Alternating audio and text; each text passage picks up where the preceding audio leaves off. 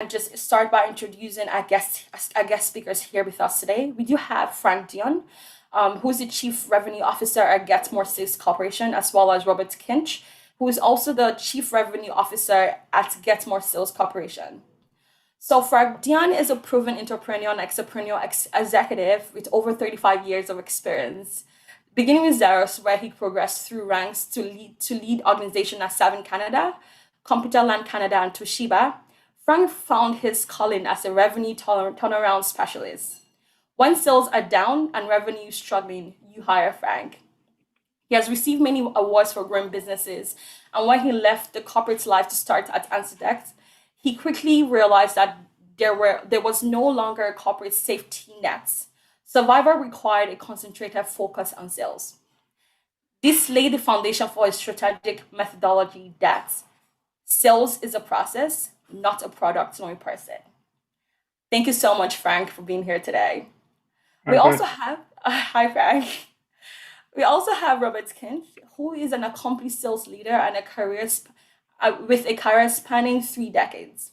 He left his entrepreneurial roots after university, using technology sales as a path as a global and North American leader at IBM and Microsoft. While he won multiple awards and achieved success, he left the corporate world when he recognized the skills gap across small and medium businesses here in Canada. Working with Frank, he identifies synergies between his methodologies, sales made easy for entrepreneurs, and Frank's method. Together, Frank and Robert form Getmore Sales Corporation to help entrepreneurs grow faster. Thank you so much, Robert, for being here today. Without further ado, I would like to hand this over to Robert Kinch. Thank you so much, Robert. Okay. All right. Everybody can hear me? I'm going to share my screen We can hear you. and do that. So I think we can see that. We're good? Okay. So Good. Frank and I are just going to bounce back and forth. I'm going to lead, and then Frank will be jumping in and interrupting as he usually does. So we'll get through this. We'll have a little fun. And we want to talk today about starting a lucrative career in high-tech sales, okay? If you can handle it. So we want to talk to you about what it's like, what are the things you should be expecting, and kind of the mindset. And we'll also talk a little bit about how to sell yourself if this is something you're looking to do. So we'll get started here. So, question to everybody, and you can just throw your questions in the chat box if you want. What's your opinion of sales? So, is it this guy?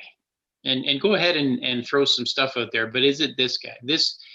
See, one of the challenges that we have as professional salespeople and Right. professional sales executives is this perception that you can see in this picture, because we've all had an experience with selling that may or may not be the best. And I did see a stat that someone put up that said sales is actually probably right up there with lawyers as a most hated profession because of this perception. And it really is our experience with, and I'm using an example here in the used car sales lot, but it's really about this person coming up to you and trying to sell you something you don't want. Okay, convince you to buy something you don't want. So I don't know if you've ever had this experience. And basically they come up to you and all they can think about is, hey, this person's got a dollar sign on their forehead. I'm going to get them to spend money today. Right. And you can see what they're doing here. I'm sure he's trying to sell us that pickup truck for $10,000. And it's that we've all had some type of negative experience with someone trying to do that. And what it does is it creates an emotional, I guess, resistance to sales and selling. You may also have had this experience in a retail store where someone just comes up to you and they just start asking you questions about what would you like to buy today. They meet you right at the front door, the retail person, and they're just talking about all the different promotions going on, etc. And so I don't know if you've had that, but I know we have, and where you just kind of stop talking, please, because they keep talking and talking and talking. They're pitching all their products to you. They're giving you the laundry list, the menu items of what they want to sell today, and it can be very challenging. So that, Frank, any comments there? No, the only negative is they give you an endless list of features.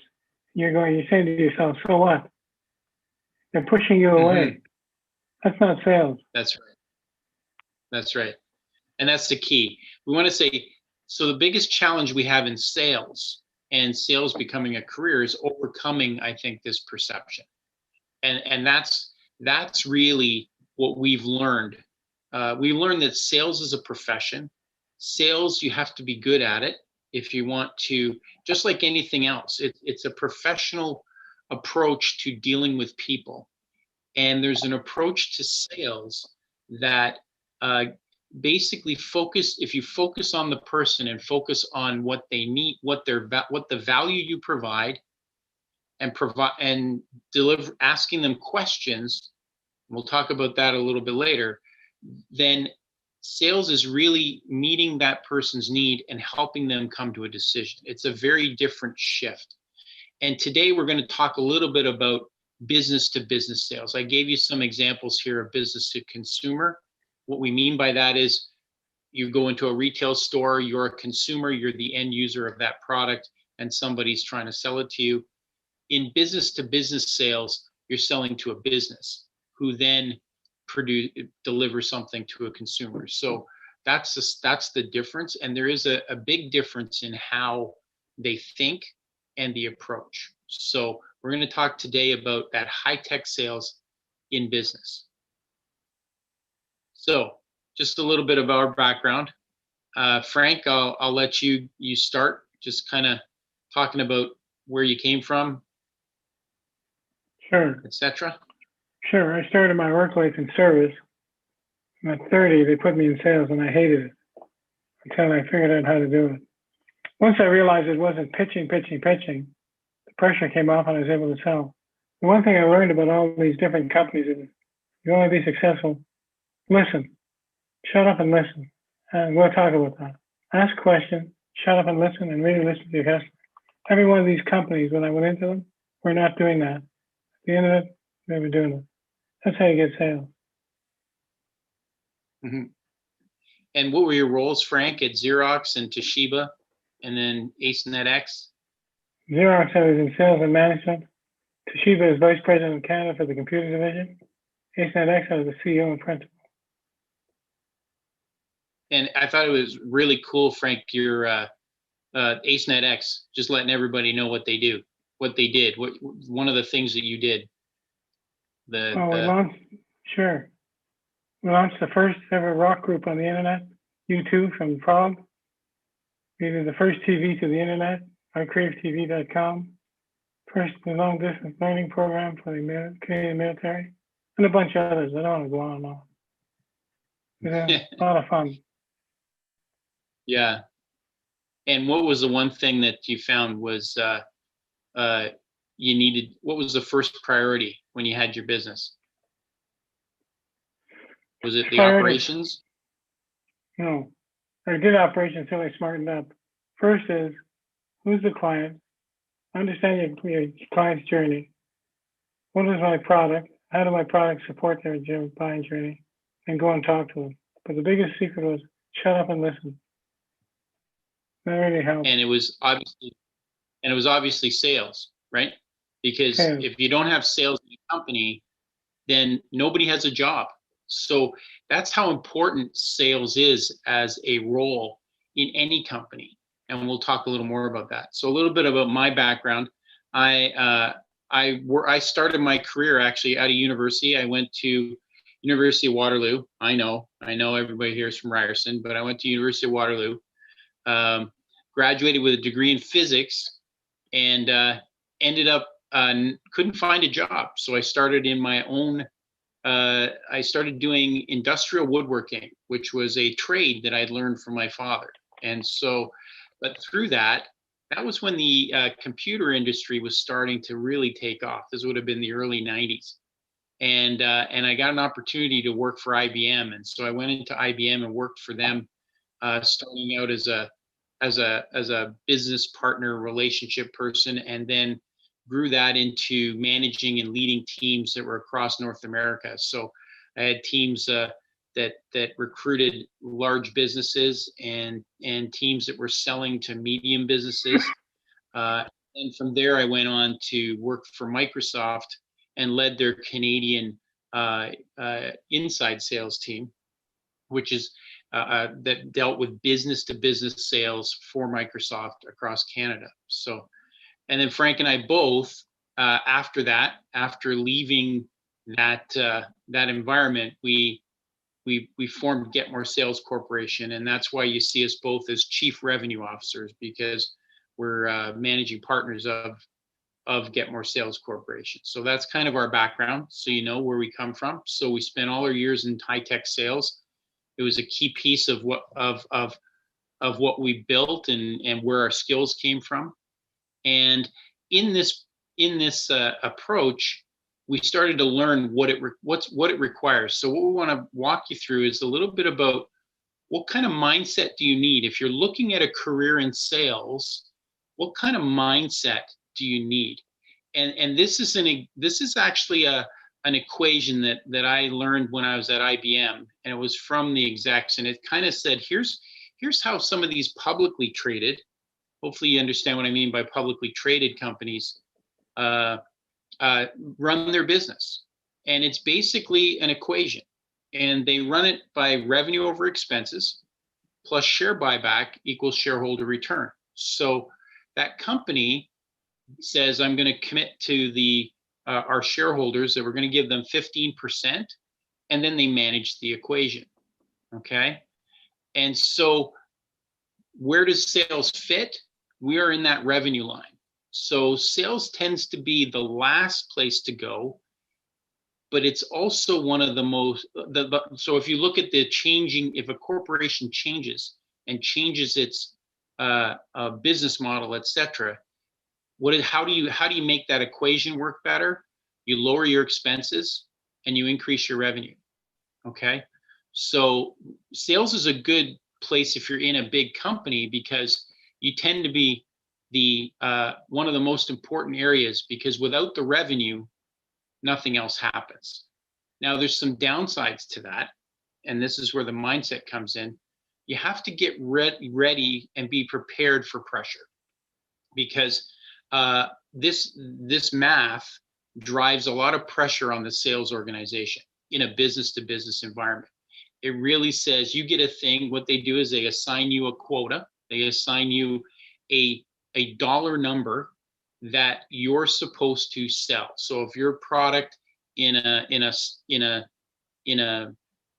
company is a piece of software, or it might be a technology, hardware, or a server, things that we're familiar with, then you get a certain dollar amount and you have to hit that every year. So you've got to drive that amount of revenue. If you're not making it, then you get a lot of pressure, and you run the risk of them going, well, sorry, you're not a good fit, move on. Okay, so that's part of the mindset you need. So you have to be able to handle that if you're going into a sales career. Okay, you have to, sales is also not a 9-to-5 job. Your time is driven by your compensation, and I'll talk about what compensation looks like. It's a little different than in sales than other professions. So your time is driven by the company deadlines. So if the company has deadlines at the end of every, 4 times a year, March, June. At IBM, it was the key deadlines were end of March, end of June, end of September, and end of December. And so all your targets were based on achieving something at that point. So the time that you spend is, you better be results driven. You got to be driving for a result. And if you've got to spend 60 hours a week, then you do it. If you got to spend, you might have a great month or a great quarter, and you only spend 40 hours a week this quarter, but you're not driven by the time clock. You're driven by the result that you're trying to deliver. So you have to be ready for that. Okay. The other comment I'll make here, for as far as the mindset, is salespeople are different. It's different profession than marketing. Most of us are familiar with marketing because we're on social media. We're in a digital world today, so you see a lot of very technical, and you see ads coming up on social media and on a variety of different platforms that we're on. Those are all part of the marketing aspects of a company. But at some point, somebody has to understand how to talk to somebody and have a conversation with somebody. So sales is really about what we call taking someone that's interested in a business solution and helping them come to a decision to buy that solution. Marketing is, in a business to business setting, is really working at the upfront and making someone interested in a solution or product, and getting that person to sales so that sales can have a conversation. Okay, makes sense? So what do you need to learn if you're going to get good at this? What do you need to learn? Yeah, go ahead, Frank. You have to be money focused. You have to be compensation focused. You're not chasing money. Don't go into it. It's compensation dictates behavior. This one's and that's a good point.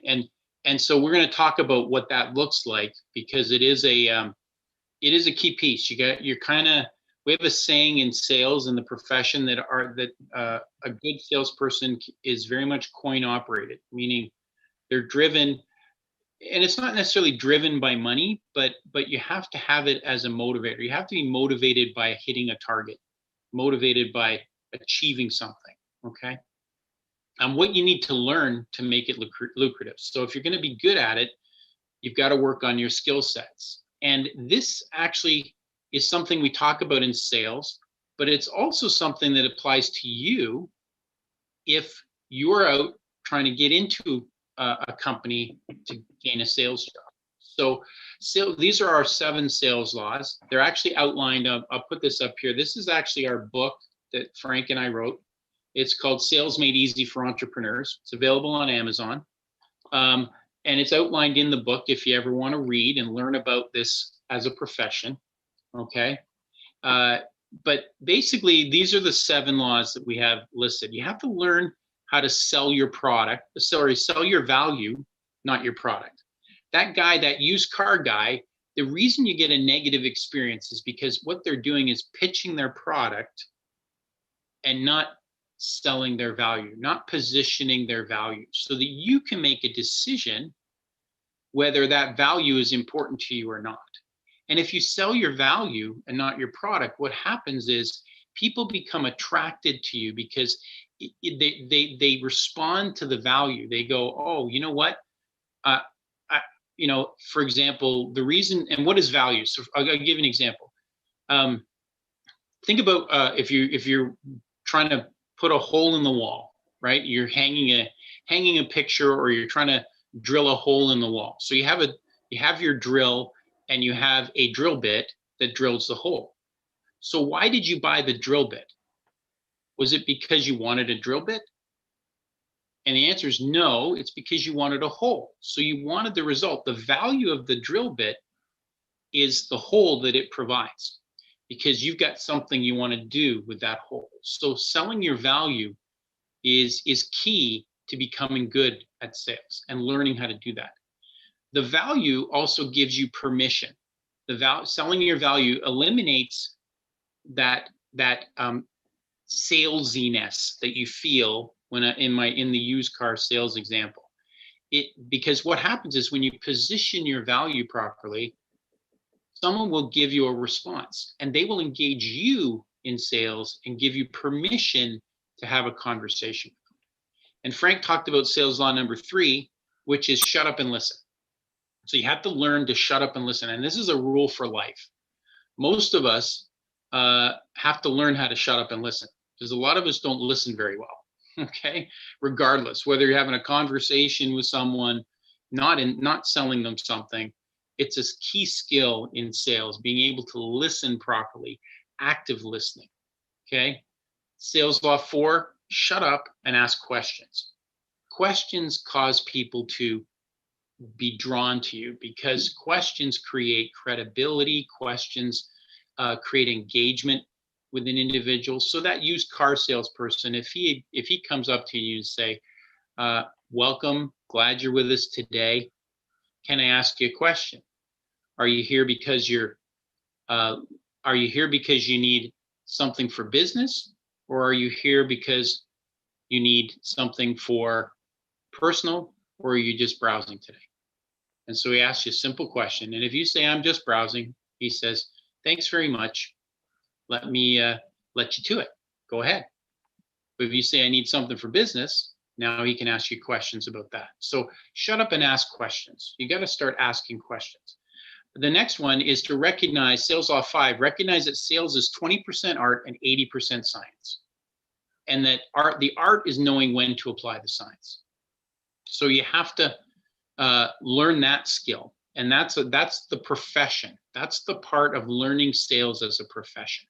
So it's something that can take you for many, many years. And it's something that's actually a profession that can move across industries as well.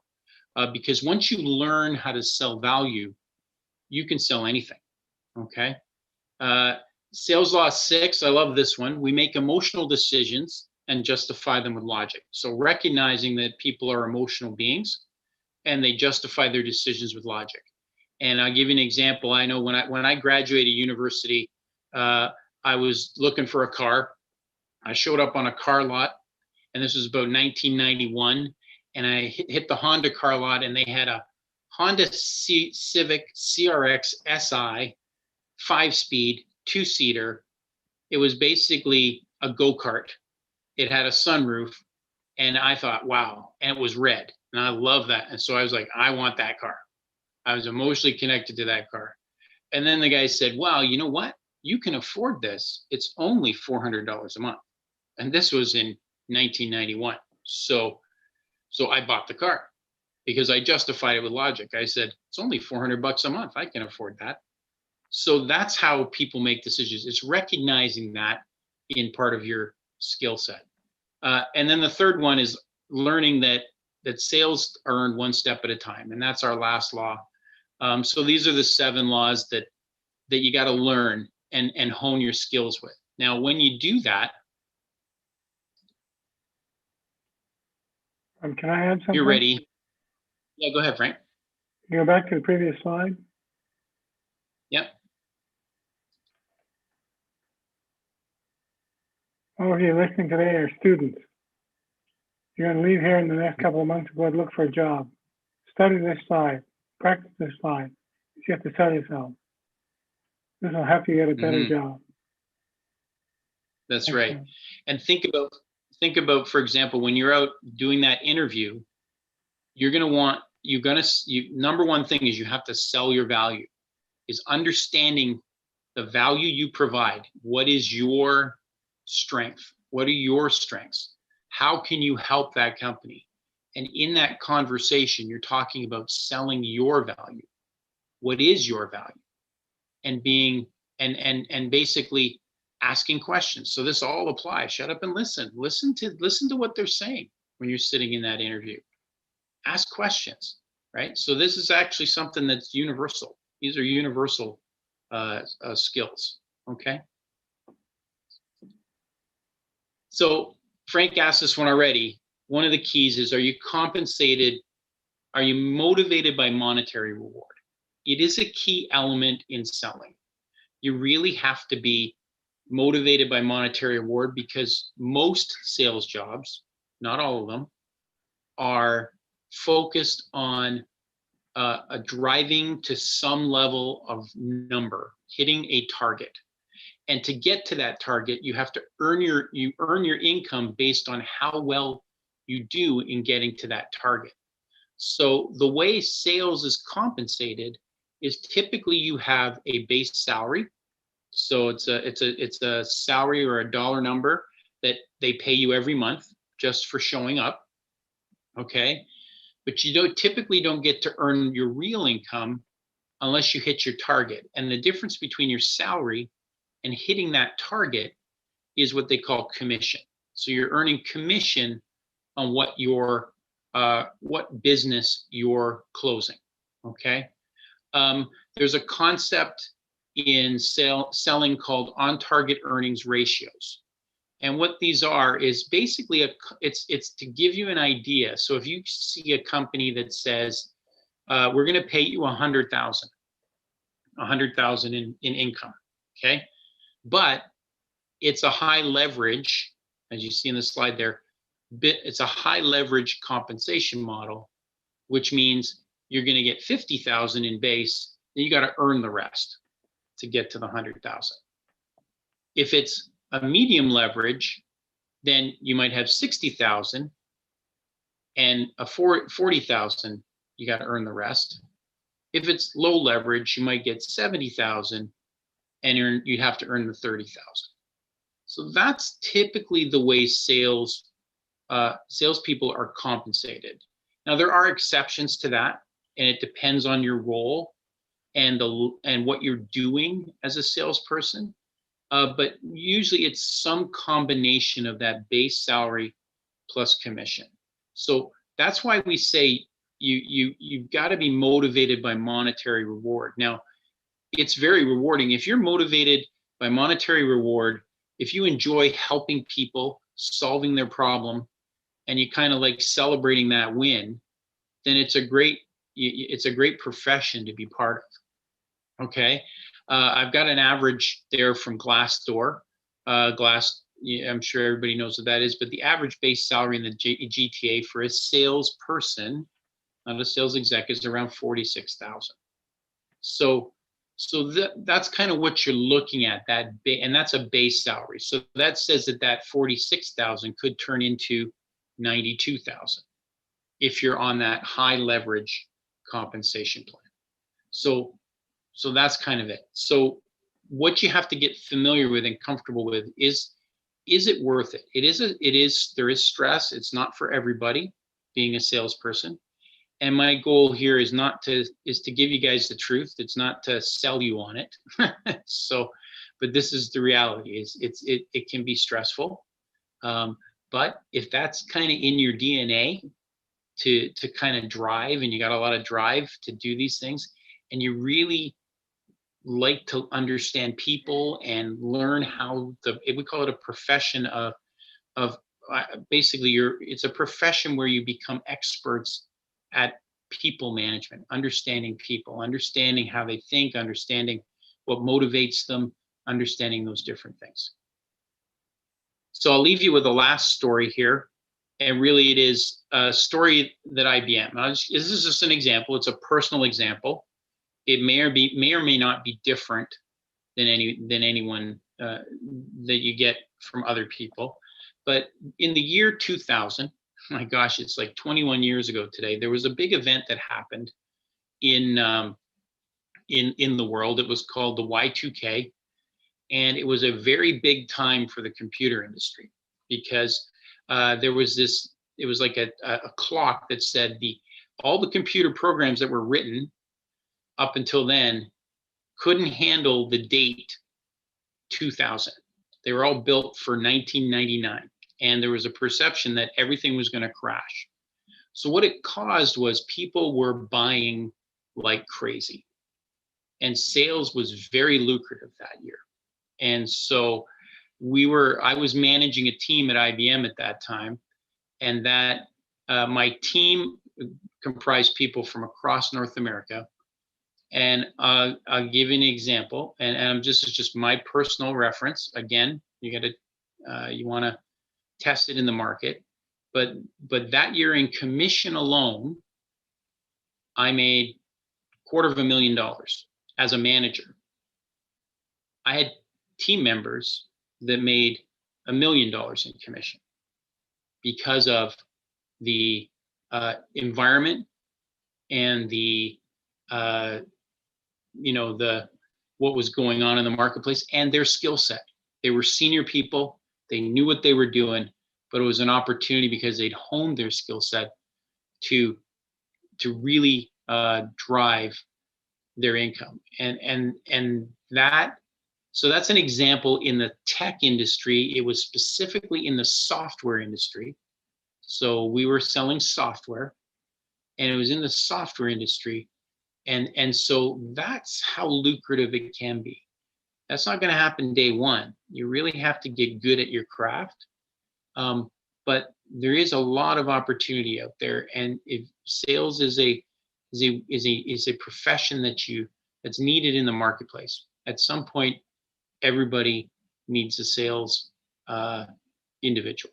So I'm going to turn it back over to Jessica. If you'd like to learn more about sales, you can download our ebook on our website there at that web page and that landing page, and you subscribe to our newsletter. You'll get some interesting articles, etc. if this is something that you want to explore as a career. So thanks, Jessica, and I'll turn it back over to you. Please confirm if you can hear me. Can everyone hear me? Yep, can hear. Okay. Thank you so much, Frank. Thank you so much, Robert. Thank you so much for being here today. Thank you for this insightful event you just had so far. I would just like to open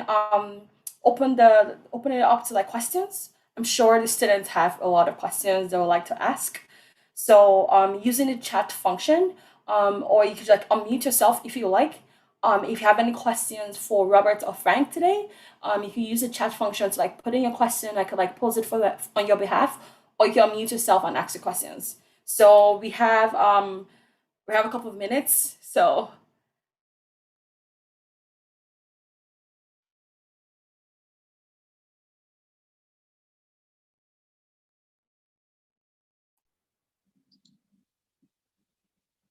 no questions. It was so solid.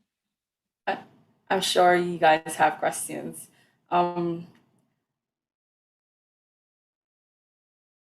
gonna start because I do have some questions myself, and I'm just gonna get it started just to for some people that are actually shy or something. So okay, for me, I'm thinking looking back to young Frank or young Robert, what advice would you give your younger self, if you're trying to start a career in sales? What would you think would be the perfect advice you would give to your young self? Wow. First thing I'd say to myself is get more training. Get as much training as you can get. And back then I was full of energy. I'd say, shut up and listen a little more. So what type of training are you talking about? Basic sales training. Okay. Yeah, I would say, back then, if I knew what I knew now, it would be treated as a profession. So it's really, and it goes along with the training. A lot of companies, they have their own training programs. But if you're going to get good at it, you have to do more than that. You have to read a lot, read about people, read books on personalities, read books on people-oriented skill sets, understand leadership, reading books on leadership. And I don't think a lot of us read. I know when I got out of university, I had a physics degree. The last thing I wanted to do was read a textbook. Said I've had enough reading. But it's something that is crucial to keep your skill, because what you can do when you read a book about a specific topic in sales or leadership or people, what you're doing is you're acquiring that person's knowledge. It took them 20, 30 years to develop the knowledge, and they've put it in a book for you to read in a matter of hours. So you can short circuit and shortcut your skills and learn faster. So that's kind of what I would say. Okay, so One what more, are one you? more, one, Okay, sorry, Frank. one more thing. I'm going to spend more time trying to understand the client's buying journey. How does that client make a decision? Mm. I would have had that. That would have really helped. Oh, that's a really good point to make, Frank. I'm gonna put it back to you, Robert. You mentioned something. You said you read a lot of books. So, like, what book are you currently reading right now? What book am I reading right now? I am reading. This one is a Andy Stanley book. Okay. Some people may not be familiar with it. It's called The Next Generation Leader. Mm. But one of the great books that you can read, I think, for anyone is Developing the Leader Within You by Mm. John Maxwell. I used to use that book with my management teams. I would have them read that book to learn the skills they need, because everybody can learn leadership. And in sales, you really have to learn how to lead yourself. Yeah. It's not something that if you get that employee show up at 9, like I said, it's not a 9 to 5 role. It's Mm. something you got to learn to lead yourself. So that's what I'm reading now. Okay, thank you so much, Robert. So we have some questions in the chat. So a question from Anna. She's asking, can you give us some tips on how to get your first job without having experience? I think a lot of students would like to know about this. Yeah, that's the old catch-22, right? Mm. Is how do you get experience, but I don't have experience, so how do I get the job? Because I need the job for experience, right? Yeah. I would say pick so what you keep in mind, that if you're going to have a career, it may not be a straight line. It Mm. may not be I want to get to this role in this area, but it may not be a way. It may not be that you got to get there in a straight line. You may have to zigzag to get there. So I would say focus on what you do know. Like, is Mm. there an area of specialty that you know that you've learned, right? So that you understand the customers in that area. Mhm. Okay, let's say it might be, if you spent years in retail, for example, if you've had a retail sales job in a store, well, a good place to start might be a company that sells to retail stores, Mhm. right? Because then you know the customer that they're selling to, and it gives you more knowledge. Because companies are very interested in that. See, we think in sales it comes down to selling value versus pitching a product.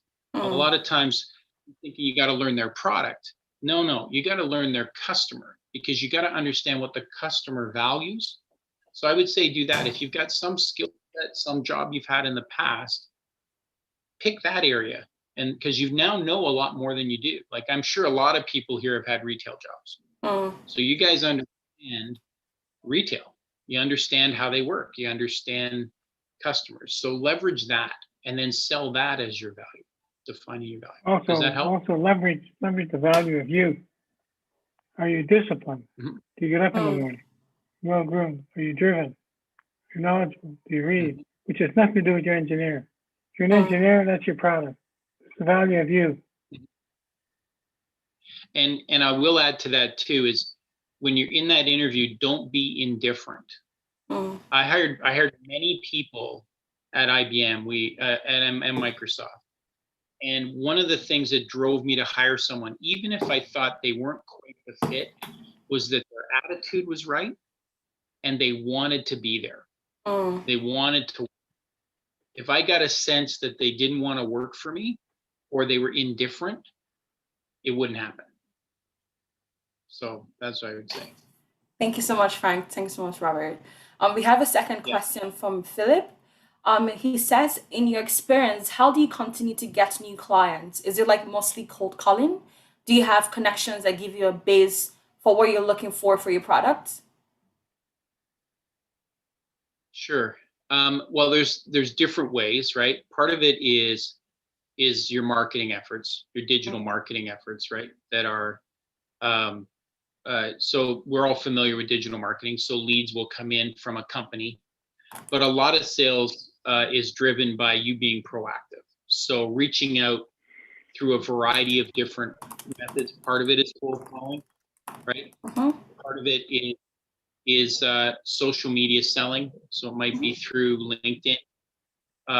In a B2B environment, LinkedIn is pretty powerful because of it's just business consumers. It's kind of LinkedIn. It's kind of Facebook for business, right? And it's got a different thought process. So those are some of the areas. But yeah, you got to get used to talking to people. You're going to have to get out of your comfort zone if that's something you're not used to.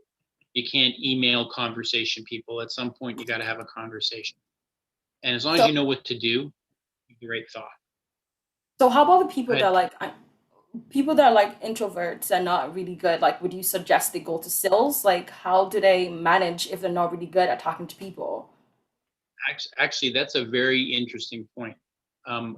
In our experience, introverts make the best salespeople. Okay. Like, what's the strength of an introvert? What's your strength? If you're an introvert, what's your strength?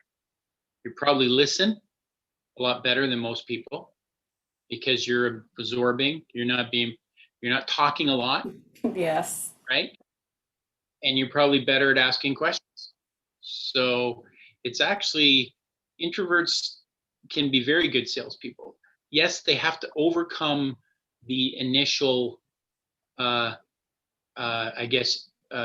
resistance to reaching out to somebody. Yeah, that's a challenge for an introvert. But once you get engaged in a conversation, then they're usually better at having conversations with people. So one way to, if you're an introvert, one way to start in sales is maybe to look for a customer service job where people are coming towards you and you're in a business and you're receiving this inbound calls. So you're having conversations and you can learn the skills there and then move.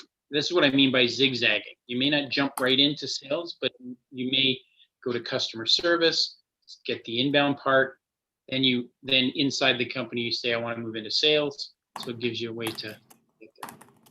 Frank, anything else? Yeah, my top salespeople in my career were all introverts. Once they said hello once the conversation started, they took control.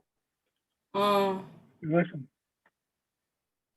That's really interesting. They actually cared about the customer.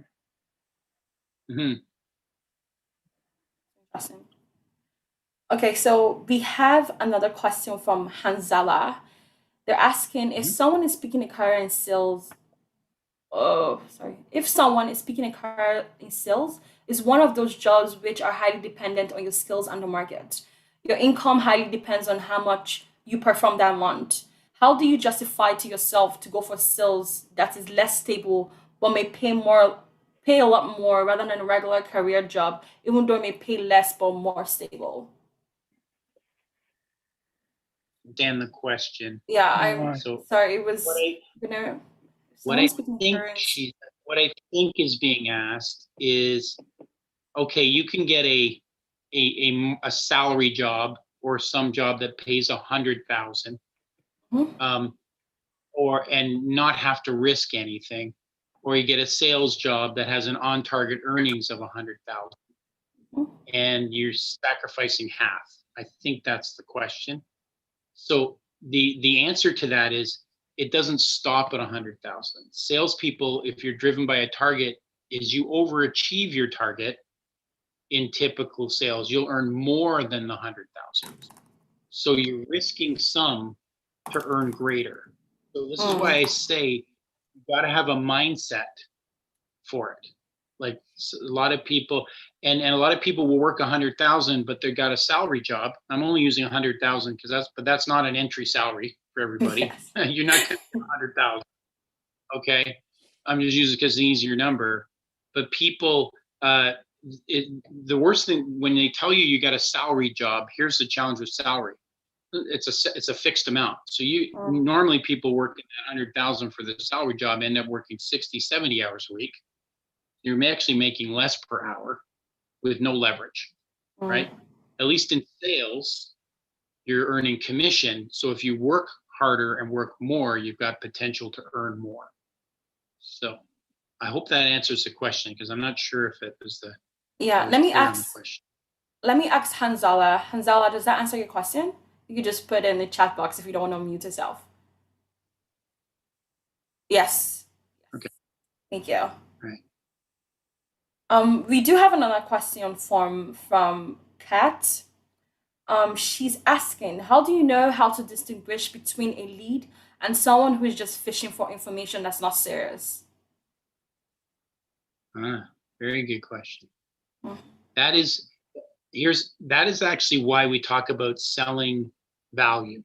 Okay, you distinguish based on asking them questions. Mm. So if you position value, let's say that it sounds like somebody that's actually in sales. If you're talking about value, then there's a thing that in how you use value called providing them glimpses of value you provide. So in a software company, you might be selling to another business, and you might be able to save them time. So you're providing them a glimpse of the value you provide. And then what they're doing is they're responding, well, how do you save me time? Mm. And now the answer to that is you have to say, well, can I ask you some questions first? And usually what happens if you do that first, can I ask you some questions first and know what you want to ask to qualify them? A lot of times what we'll find is that person won't ask questions. They'll assume that they say, well, how did you save me time? And then they'll go, blah, blah, blah, blah, blah, blah, blah, blah, and just start pitching, right? And before you know it, this person, you find out, oh, they're not really interested in anything. They just asked a question. So the biggest mistake we find that new salespeople make is they jump right in instead of step back, using some of the introvert skills, listening, asking a question. And we call it reading between the lines. So as you ask your question, you're trying to read, what are they really asking? Is there really an issue here? And if there isn't, we always say, Frank and I politely say, thank you very much, and move on. Don't waste your time with that are not going to buy from you. Nice talking with you. Nice talking to you. Have a great Nice day. talking to you. That's a very polite way of saying it. I do have another question actually. So like from my understanding, like you need a lot of like resilience as a person working in sales. Like what really motivates both of you to like keep moving forward, or like what advice would you have for someone who may be facing like rejection like in the early stage sales process?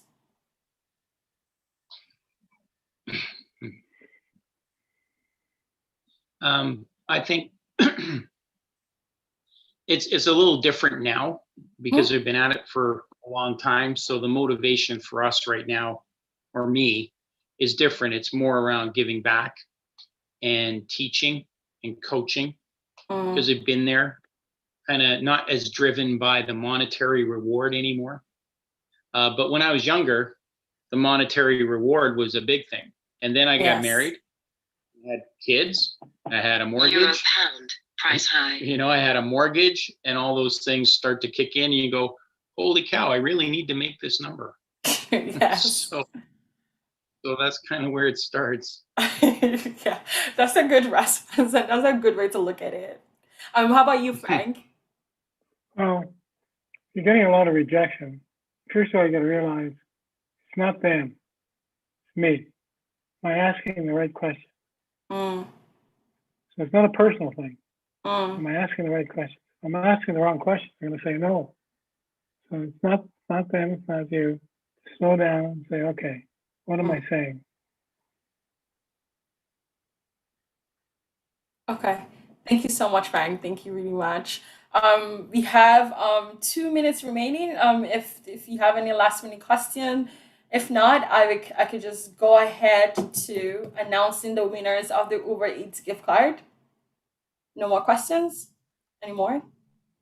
Once again, thank you so much, Frank. Thank you so much, Robert. I really enjoyed. I'm sure the students really enjoyed like listening to both of you sharing your experience. I want to announce the winners. So drummers, everybody. So the $25 Uber Eats gift cards the winners are Chaudry Chavez and we have Janet Nguyen. I'm sorry if I didn't pronounce your name properly. I'm really sorry about that. But I will be contacting you both within 2 business days with the Uber Eats gift card details. Thank you again once again, Robert and Frank, for being here today. I really do appreciate you taking time away from your busy schedule. I know how busy it can be right now. Thank you so much for being here today. Thank you so much to our advisory board members for being here as well. I would like to thank the students for joining. It's exam period. A lot of people are busy. We like writing finals. Thank you so much for being here today. And also want to say thank you to administrative team as well. I hope you guys enjoy the rest of the day. The weather is beautiful today. It should be getting up to 19 degrees. So have a good day, everyone. Take care. Bye now. Thank you so much. Thank you, Robert. Thank you, Frank. Really appreciate it. Oh, my pleasure. Thank you.